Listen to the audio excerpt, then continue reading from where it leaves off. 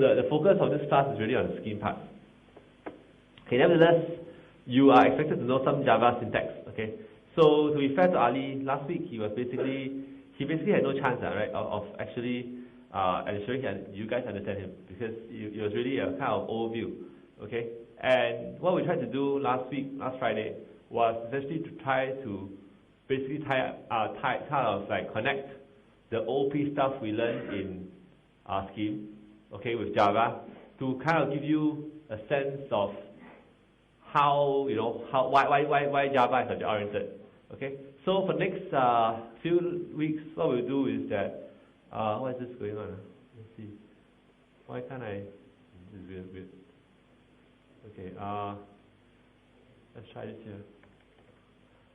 Okay, so for today and the next few lectures, right, what we're going to do is actually just to go through the basic syntax of Java. Okay, you'll be expected to know some Java obviously by the end of the semester. Okay, okay, over here, intro Java. Okay, this is last week, right? This is. Wait a second, Java programming.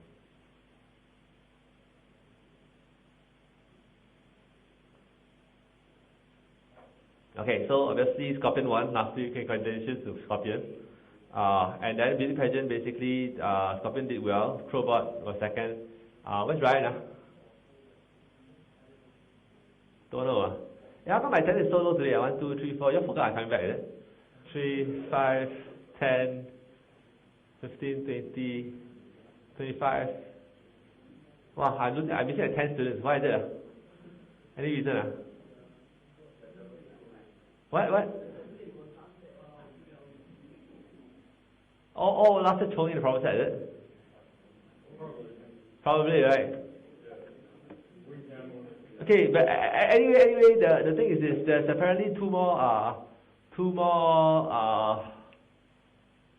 kind of achievements. Basically, I forget how you made this achievement. I think Zihan will tell you more. But apparently, you need to basically participate more actively in DGs, and also not remember. Okay, so these two achievements are given out for active participation in DGs as well as active participation in forum. I forget which is which. Okay, one of them is for the two things. So this is your last chance to basically try to get these achievements by basically being more active in DGs next week and the week after, as well as by posting forum comments.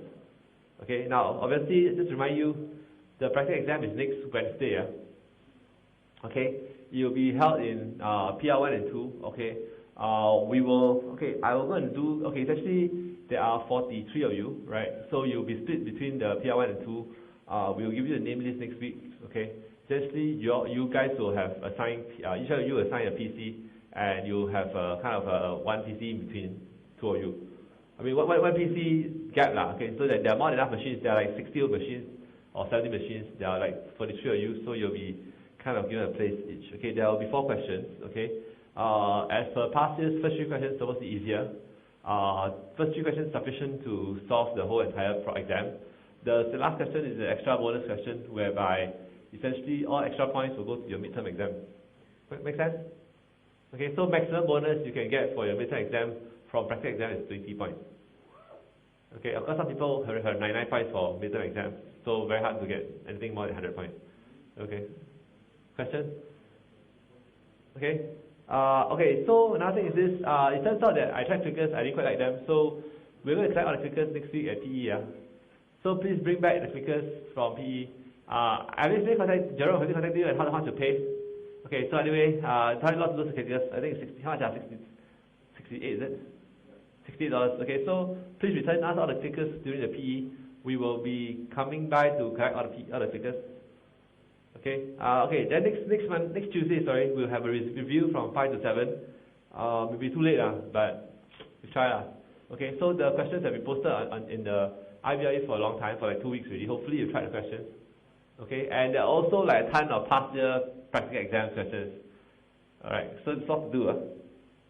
Okay, okay. Then another thing is this, obviously now you're having fun at OOP. Who? Hey, my son finished the entire GSD Academy. Very bored, right? Poor guy.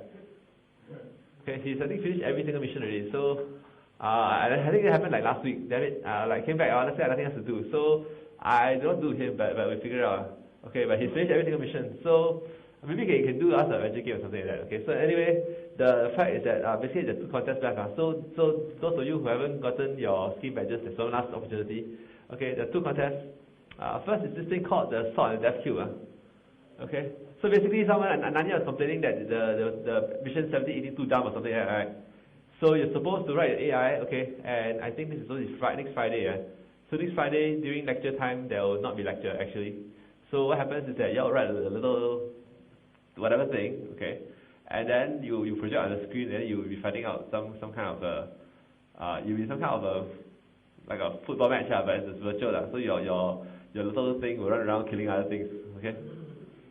Okay, the winner obviously will win away achievements. You have some badges, okay. So the other thing you can do, maybe Manson will do this for us. This is very free, nothing else to do. Go and write an adventure game, okay. So essentially, that's like side quest. Which one? 70.1 or 80.1? One of them I can't. There's so many. I can't remember the numbers. But one whereby the holodecking thing, right? Whereby you're supposed to do something just to get a sense of how to do it. You can go and extend this thing infinitely to go and build a game or something. Okay, since you're very free, better build a game. Okay, since you're nothing to do next 2 weeks, what the heck? Okay. Okay, so again, this is due on 6th November. Okay. All right. So, yeah, this is things you can do for OOP. Questions? Okay. Another thing, has everybody returned the robot kit? I don't get a nasty note from the workshop. All returned, right? Somebody lost the manual, right? Correct? Found already, Okay, can you please don't cause trouble by basically making sure that you don't piss the technicians off, okay? Alright, so today we will try to, okay, I think this is a little bit, okay, we'll cover some topics. Okay, basically, last Friday, you're supposed to have gone through some topics with Ali. Essentially what he did was they tried to show you the kind of conversion from Scheme to Java. Today I'll go through more details. First of all, welcome to Java. Okay, so this is the real intro to Java. Okay, last Friday we meant to make you sit up and listen and pay attention. Okay, how do you actually understood everything from there without prior background? Okay, how many of you have prior background in Java? Okay, so you understand this? Those who have the prior background, no problem. Those of you who don't have the prior background in Java, how much do you think you understood? Okay, the thing that I said is really there's not a lot of brainfulness last week, right? It's really a conversion from in syntax from Scheme to Java, right? Okay, and then the point is a lot of times basically what you do is instead of having the thing the plus in front, you move to the center, right? Correct? That's mostly it. Again, you get it out of parentheses. Okay, so anyway, Java. Okay, actually it's a mistake. I think it's 14%. Okay, roughly that. I forget. I think it's 14%, not 15%. But roughly it's around 15% of the finals. So this last question will be Java. Okay, and the amount of stuff you need to know is not a lot, Okay. You pretty much need to know the syntax. Okay, so essentially the way to think about this problem, the Java is part of the component of this class, is that essentially solving the problem in Scheme. All you need to be able to do is to basically do the conversion in syntax from Scheme to Java. Then it's done already. Mostly that. Okay. Questions? Right. Mostly. Okay. And then okay. So we will. Okay. How many of you have used Eclipse? 1, okay, 2, okay, anyway, please go and install Eclipse. Okay, Eclipse is a bit complicated for IDE, but it's very powerful, okay, and I strongly recommend that you use it. Okay, in 2 weeks from now, okay, when we do recitation, no, next week, is it 2 weeks from now? Yeah, 2 weeks from now. So next week recitation is on streams, the week after will be on Java, okay, so 2 weeks from now, I will basically bring my laptop into recitation and then we'll do a demonstration of Eclipse and you'll see how powerful it is, what it does. So for now, I guess now you're all very worried about the practical exam. So you'll be doing Scheme for a while, okay? But when you're done with the practical exam and you have some time, go and download Eclipse and use that, okay? So for Java, okay? So basically, hopefully this makes you feel better, 15% only. So most of the final exam will really be Scheme, okay? Like I said, but the Java is important because next semester onwards is Java. So if you don't know Java, then life is not so good. Okay, so if you ignore me, you do so at your own peril because eventually you come back and bite you. Okay, so anyway, the key difference is this between functional and imperative OOP is that typically one of them is obviously functional. So far scheme is interpreted, right? It's a kind of like scripting language. Java will be compiled, right? Okay, there is apparently a kind of interactive Java kind of interpreter. I think Dr. Java or something. I'm not completely sure. I never used it before, but for me, I only use Eclipse. Okay, so a few things to understand. Okay, so what I'm going to do today, over the next few weeks, is this. See, you all know Scheme by now. Okay, so the key thing is that I will try to make the connection between Scheme and Java to kind of make sure you know how it changes. Okay, so first of all, how is it a bit bright actually? Maybe I'll dim the light. Okay, so the first thing is that one is interpreted, one is compiled. Okay, another thing is that in Scheme you don't do looping because there's no looping construct, right? In Java, C, it's all looping. You can do recursion, but typically you don't do recursion. Okay, typically, so one problem we have is that we have Scheme students who go to Java and they end up doing the kind of like Scheme style recursion to do loops. That's very ugly. Okay, so you all must learn how to do loops the Java style. Okay, and then one is typed, one is not typed. So Scheme it's not typed, means you can pass things anything you want. In Java you need to pass things on the right type. Okay, and then obviously they both have built-in libraries, the different libraries. So far we don't use much Scheme libraries, although they exist. Java has a lot of libraries. Okay, and another thing is that you need to basically understand the language-specific conventions, which they all have their own.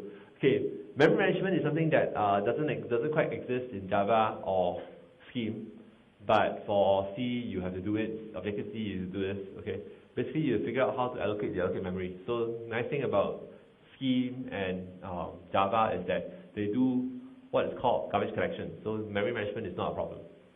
Okay. Well, actually Java is a problem. It's a very subtle way, but typically you don't get those troubles. Okay, so first of all, obviously the variables. Okay, in Scheme, pretty much you use objects and things like that. But in Java, you specify variables. Okay, actually to some extent, Scheme you also have that, right?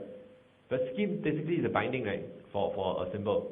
Okay, so an interesting difference between Java and Scheme is that in Java you don't just have the name, okay, which is the symbol, right? You also have a type for the variable. Okay, so you must declare for the variable what type it is. Okay, and so variables are strongly typed. It means if you want to do assignments, okay, which is like the set bank in Scheme, okay, you can only set bank a kind of a variable to the right type of object. Okay, otherwise it doesn't work. Okay, and you must declare before you use the variable. Okay, so the key thing to understand also is that Java is actually case sensitive. It means string variable with capital V and this thing is not the same. Okay, similarly like the symbols in Scheme, right? These variable caps are different, is different. Okay, now so the interesting thing is that a null variable, it means you can actually define a variable and set the null. Okay, these are for the non-primitive variables. Okay, okay. Then there are also primitive data types. So there are 8 of them. Okay, so these are different data types that exist to deal with primitives. Okay, byte, strong, short, int, long, float, double, boolean, char. Okay, these are the primitives supported by Java. Okay, everything else not primitive will be an object. Okay, so essentially these are types also.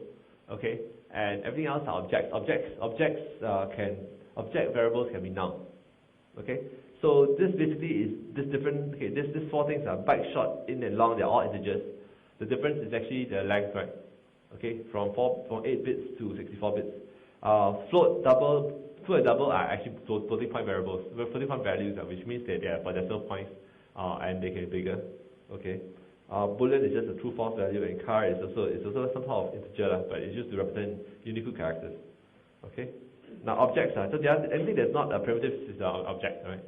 Okay, and so typically what you do is that you declare, the way you declare variables is that you basically give the type of the variable in front and give a name. Okay, you don't actually have to do equals. Okay, what's happening here is that you're doing both a declaration. That means you declare a certain symbol or to be a variable, okay, of a certain type. You're also doing an assignment at the same time. So here you're both declaring as well as assigning at the same time. Okay, so my var here is defined as an int variable and is assigned 0. Okay, similarly, I've created my obj a variable as the type object and assigned to now. Okay, what is the object? What is this type of object? That is actually the root class of all classes. Okay, so remember in our scheme OOP system, named object is actually the root object, right? In Java, this thing called object is actually the root class of all objects. So everything will inherit. If you don't declare something to be a subclass of anything at all, automatically it is subclass of object. Okay. So the way it is that essentially, okay, to actually create objects, right, essentially objects, you need to use a new keyword. So you put new. This will create a new object of the type whatever object, okay. And this thing is typically constructor, okay. So constructor, constructor is a function, it's a procedure. You can pass in arguments, just like the make whatever the make thing, you pass in different arguments, right, into that. So you can do this, okay. And after an object is instantiated, is created, right, it will actually call the constructor, okay, and the constructor will run, okay, and this will initialize the object, okay. And typically what you do when you want to access variables, okay, so objects have two things, variables and methods, right, you know that, right? So typically, so this thing here is a variable, and this thing here is a method, okay? And the dot here essentially is the equivalent of ask, okay? So basically in the scheme OOP system, you use this thing ask or something, right? Right. So what's really equivalent in the Java is that instead of asking is kind of clunky, right? So this is dot. Okay, but essentially what happens here is that this dot means that for this object, this is the instance object. Okay, it's accessing the variable, it's accessing a method. Okay, so this is how a object is typically structured. Okay, remember the analogy is very similar to what we did in OOP, right? Essentially, you declare the class here. This is the name of the class, obviously. This is what extends this thing. So this is the superclass, right? Okay, and typically there are three things that the objects have got a state, some kind of state here. Okay, there is also some kind of constructor. Okay, and then there are some methods here. All right, so the objects typically have these three pieces. Can Winnie? Hannah? All right, questions? No, right? Okay. Now let's quickly take a look. Okay, so first thing is this. Okay, there's class declarations. There's also these are variables. So variables have got this kind of visibility declarations. Okay, and then similarly you have method declarations. There are also these modifiers. Okay, and visibility declarations. So the way that methods work is this: a method obviously has a name. Okay, then the parenthesis there tells you all the arguments. Okay, and unlike scheme, you have to declare what sorts of the types of arguments that can be used as input, right? Okay, now then after that over here, okay, so first is the name, then the arguments, and then there's a return type. Okay, that means you were supposed to declare when a procedure is executed, what it returns. Now, void means it returns nothing. Okay, if you return some other thing, then you must declare that. Now, on the left of that, then you have all the modifiers. Okay, the first thing you have public. Okay, public. Okay, this public, private, protected. Okay, these are known as the visibility modifiers. Okay, they will basically modify what can see and cannot see the objects. We'll talk about this next lecture. Okay, and then there's another thing, is this thing called static. Okay, this is actually quite important because I tell you to count for the final exam. Okay, so for those of you who are here and your friends are not here, I tell you for a fact that this will count in final exam. So you better make sure that you know what heck's going on. So static basically means what? Okay, so the thing to understand is this, right? There is this concept of a class, right? A class is a collection of a whole bunch of stuff, right? Okay. Now then, once you have a class of objects, you can create instances of those objects, right? Okay. Now, so it turns out that the following is true, right? Now, typically what we're talking about right now is that we're talking about an object. So an object has got both state as well as methods, right? It turns out that what you can do is this: a class can also have state and also methods. Okay? It makes sense, right? That means you can, because there are some, okay, so it turns out that what happens is this is important to understand. Given a class, you can create instances of these classes. Right, in each of these objects, they can have state and methods in each object.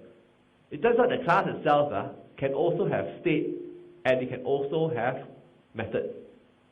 That means, okay, for so static essentially is used to identify methods that are class methods and methods that are and also variables that are class variables. Okay. Now the interesting thing about class variables is this: you do not have to instantiate any objects to access them. Okay. And then there's another modifier which is called final. Final basically means that if a variable is declared final, that means once it is initialized and assigned, it cannot be changed. Okay, basically this is a mutable, this is a way you control the mutability. Otherwise, without this final keyword, right, everything in Java is actually mutable. Okay, so the funny thing is this, a scheme, everything is not mutable, right? Java, almost everything is mutable. There's a final keyword which will help you prevent mutation. Okay. Now, so the thing is this, for a scheme, what happens is that at the end of the procedure, right, you return the last value, right, as the return value, correct? And don't have to care what it is. Now, in Java, essentially, for a method, you have to declare what is the return type. Okay? And the way that you actually return stuff is use this command called return. Okay? Suppose you put return here, at this point, it will basically return this value out of the procedure or the method. Okay? And basically, you will terminate. Okay. Now, if the return type of the method is null, is void, then essentially you just return with semicolon and don't have to care about anything else because it means no argument. It means it returns nothing. Okay. Simple. Okay. Now this is important again because confirm will come on exam. Okay. I'll test you when you answer an array. Okay. Arrays. Okay. So the funny thing is this: in scheme, the kind of default data structure is what? It's a list, okay? It turns out that in imperative programming, actually the sort of default thing is array. Okay, very seldom you use this. Sometimes you do use this, but array is like the most common data structure that you work with because you can access using, indices, right? So the array, okay, think of arrays as a bunch of boxes, okay, which you can index to integer. The first box index is 0, okay? So that's about it. So an array is actually is a whole bunch of boxes that you can index. Okay. Now the thing is that array can also be instantiated using the new command. Because arrays, remember, arrays are not primitives, so arrays are also objects. Right. So the idea, okay, the way you represent arrays is the following. So you can have arrays of any type. So this, okay, basically you can have arrays of any primitive type. You can have arrays of any object. Okay. Essentially what you're saying is that it's a bunch of them put together, right? So the way to do it is to use this square brackets to signify that it's an array. Okay, so here I'm saying that array, this variable array is actually a double array. I mean, it's an array of doubles. Okay, and what you do here is you basically use new to create a new array. What is 10? Size, okay. Essentially, the way to instantiate arrays is that you have new, and then you put the type of the array, and then you basically put the number of boxes to create, and you're done. So this will create an array with 10 boxes, starts with 0, ends with 9. Yes. Array is an object. Yeah, it's an object. This is the way Java defines it. I also don't know. I mean, you can define any way you want, but yes, question? How? Okay, what do you think? Huh? Well, it turns out you cannot, okay. What you do, okay, so suppose now, okay, now this array is now this thing, right, correct? Now later the point is array, what you want this array to be what? Array of 211, right? Okay, suppose what you do? Basically to create a temporary variable, reassign this thing to a temporary variable, change the double array to equal to new 200, and then you copy over all the pieces. Okay, that's pretty much how you do it. What? Scheme vector. Okay, scheme is a thing called vector, which is equivalent array. Yes.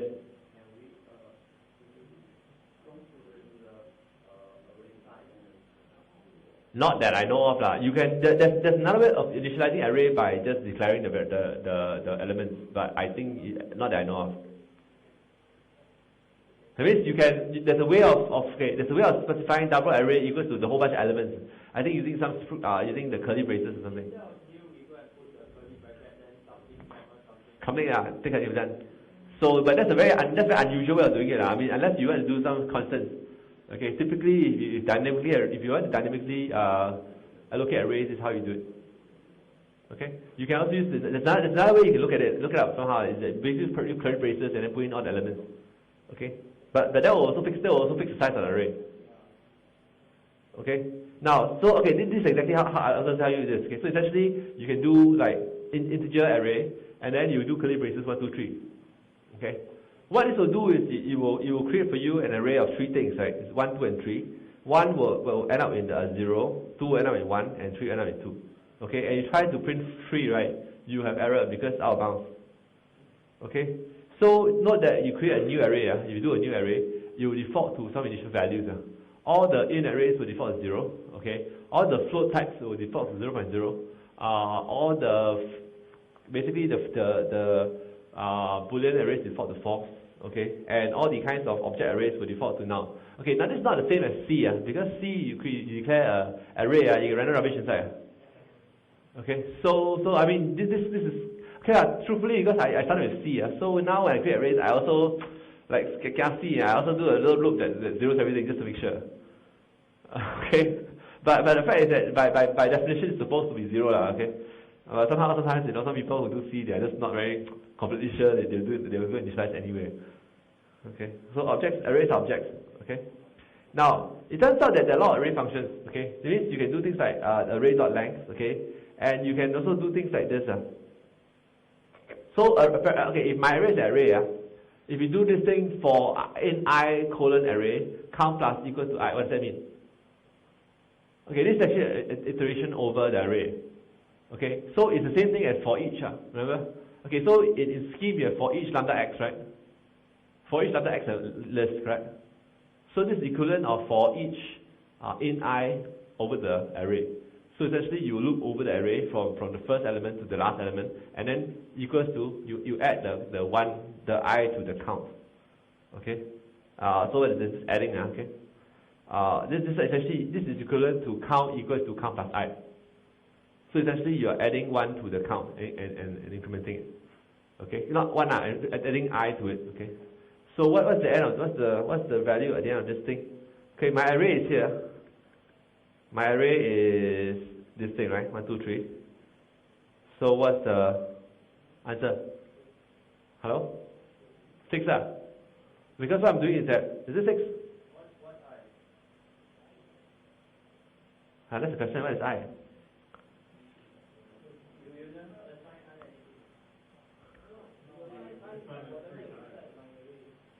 I is actually it's not index. I is actually the element in the array. So like I said, this is equivalent of for each lambda x. Okay, count plus equals to x. So I okay. So the I is actually the I at first I is actually 1. After I comes 2, and after I comes 3, and then n.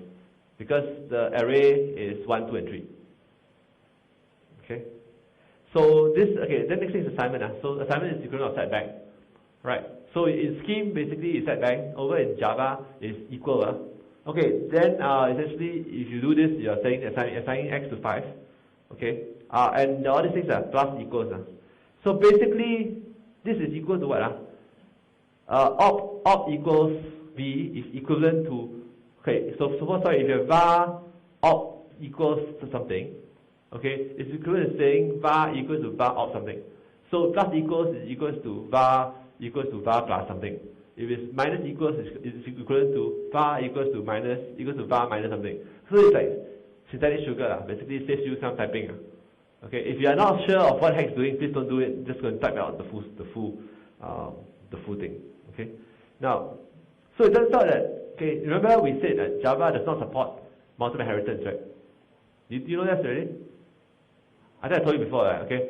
So it turns out that it supports this thing called interfaces, okay? And for example, this interface is like, A class basically does the following: the modifier, the class, and then the name of the class, right? Interface, same thing.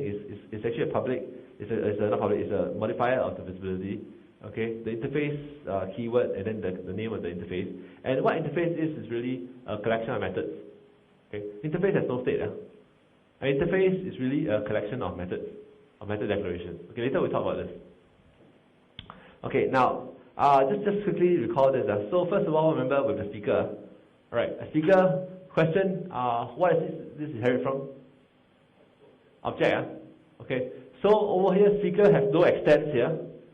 Has no extents, but by default, if you don't extend anything, you extend object. Okay, and obviously, okay, how come there is no constructor? Okay, so here is no constructor, right? Okay, what's a constructor? A constructor is a method which has the same which has the name of the object, right? The constructor doesn't exist here, which means what? It will basically call the default open parenthesis, close parenthesis constructor. Okay, so it means now how you create speaker is you just do speaker, open parenthesis, close. Okay, and there's no initialization, that's nothing, no state. Okay, now how many variables? I mean, how many variables? None, right? There's no state inside, and only has got one method, which is say. So system out.println is the same as the printing display. Okay, this is the same as display new line in our scheme. Okay, by now you better know display new line. Why? Debugging, frankly. So your PE confirmed okay, there will be very few of you who can write down a code one time and run and it works. Okay, so if you don't know, basically one of the key things for debugging is you need to print out stuff to see what the heck's going on in your code. So basically in scheme you do display and then new line to basically show your code. Okay, so this lecturer extends what? Speaker, which means what? It is the subclass of speaker. Now, does this guy have a constructor? No, right? So what happens is when you do lecturer parenthesis, close parenthesis, this thing is actually calling what? It's calling actually speaker, which is calling, after it's calling the object. Okay, open parenthesis, close parenthesis. Okay, so here is actually this thing does thing. Okay, so every lecturer, it turns out that you need to have input, right? Because you need to tell it what is the phrase. Okay, so it's actually over here, every lecturer, you actually have the constructor. Okay, now once you define a constructor, once you define a constructor that is not the the kind of like default constructor, right? You will not be able to use the default constructor to create the objects.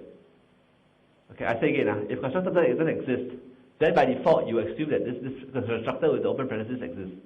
Okay, now once you start defining any constructors, it means you will not have this default anymore. It means you now henceforth you can only define the object this way with essentially an argument. Okay.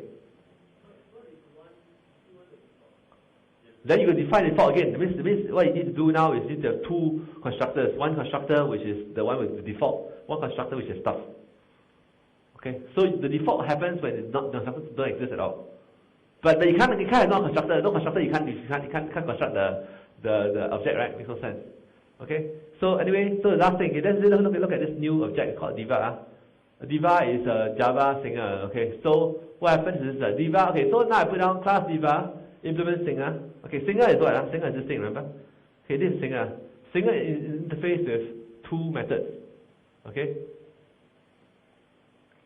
So basically, when I say Diva implements singer, it means what?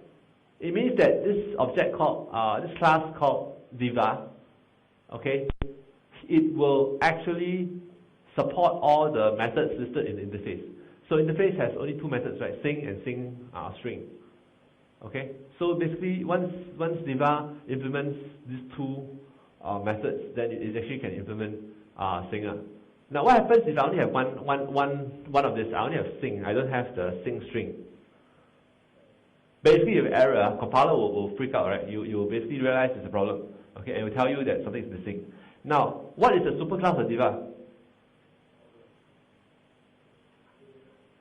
It's not singer. The superclass of Diva is actually object. Okay, so the implement says something. Implement just tells you that this class basically supports these two these two methods, sing and sing string. Okay, may not make sense now, but just keep this in mind. Now, so the thing is that sing and sing string are a bit different. Sing basically does nothing. Sing will sing this thing, okay, which is what? Yes? Can you put like Diva implement extend something? Can. Correct. Later you see very soon this. Okay, now, basically now the thing is sing does this. Sing basically does what? Sing calls sing. What is this? It's not noun, it's empty string. Okay? So essentially what happens is that this thing is a string, there's just nothing inside. So this thing would call what? Would call this thing actually. Okay? So the interesting thing is that you can sing and then you call this one, which tra-la-la nothing. Okay? So essentially when you do this, okay, and the thing to notice is that obviously these two things are the same, these two methods have the same name, right? Except the difference is actually just the arguments. Okay? This is known as what? Overloading. Okay, remember that the two over concepts, right? First concept is called overriding, which is what? Which is that the subclass implements the superclass method with the same signature. Okay, so it's actually a method is signature. Signature consists of the return types from both the method as well as the arguments. I mean, as well as input arguments. Okay, so the point is that overriding is when a subclass, okay, implements the same method with the same signature as the superclass. In this case, you have inside this class, you have the method the same name except different parameters. Different parameters means that the methods have different arguments, right? Okay, and it turns out that what the scheme compiler will do is that you will actually do dynamic dispatch. It means given you will call sing, right, with some arguments, right? You will figure out which is the closest matching thing to call. Okay. So we do this, basically, Celine is Diva, new Diva, okay, then when Celine sings, my heart will go on, you will have this, okay. So sing will call sing with string, and I put no string, so you go tra-la-la, okay. So this is the general idea. Now, so this is where the thing you ask question, right, who? Jun asked, right, extends, right. So here now you have this singing arrogant lecturer that extends arrogant lecturer and implements singer, okay. So, obviously, this is the same thing is happening. Okay, what is super? Super is actually the constructor of the superclass. It's actually super refers to the superclass, right? Because superclass is actually arrogant lecturer, so super just refers to superclass constructor, right? So so it's actually calling the constructor of the superclass and giving it the favorite string, okay? And then the thing is obviously because say arrogant lecturer extends implement singer, right? It has to implement these two methods, sing and sing string, okay? So sing just goes lambda, ba, whatever, okay? And then basically sing string a song, you sing a song, okay? So this is a singing lecturer, okay? Now, so obviously you can have this how cool is that lecturer, okay?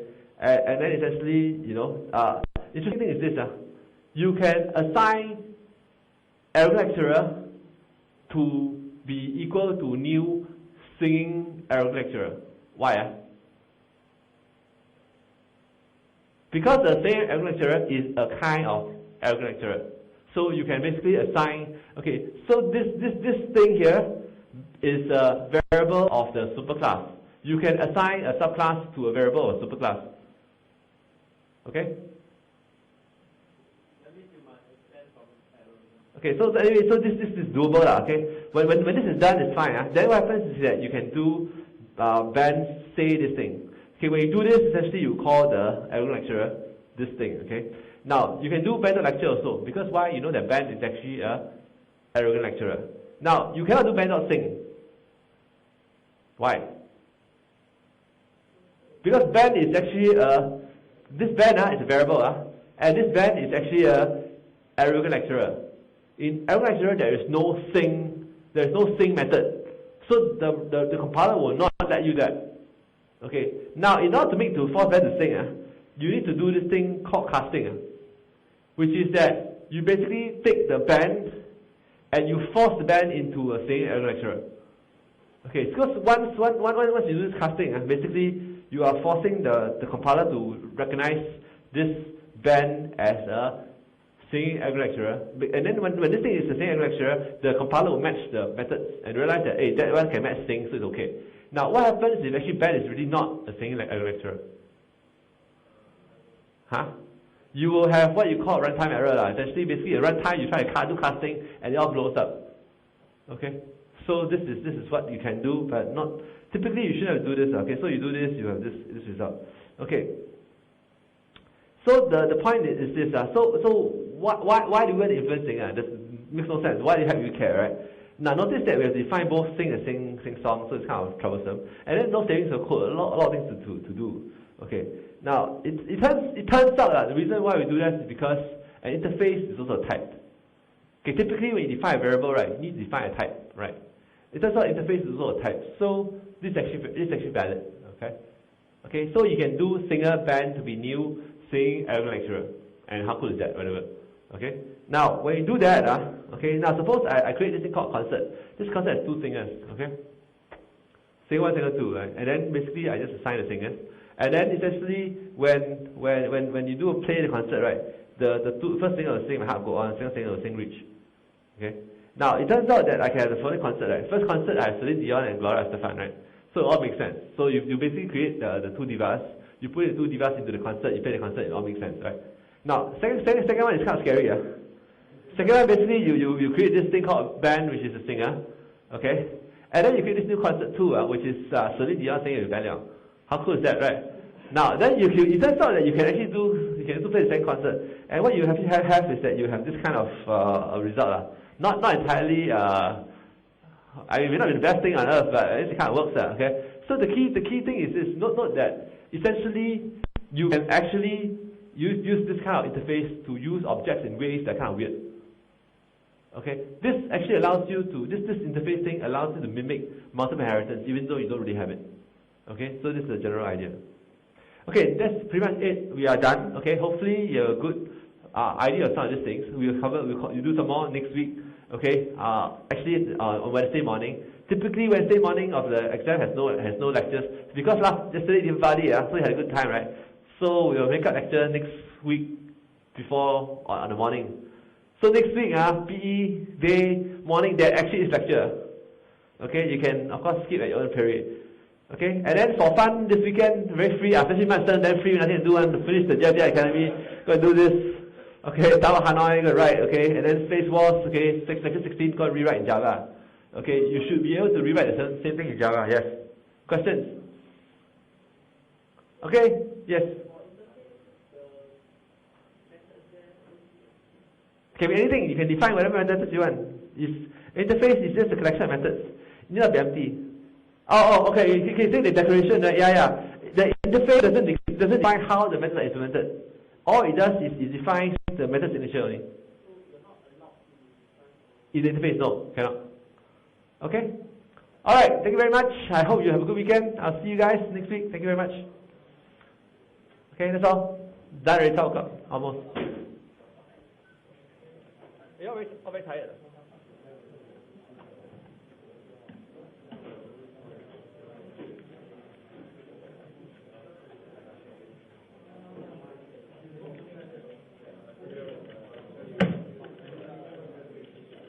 You want the design, don't you, right? It's quite good, not really? I don't know. My ear cannot fit. Hey, how was the conference? Okay, normal. But my time, my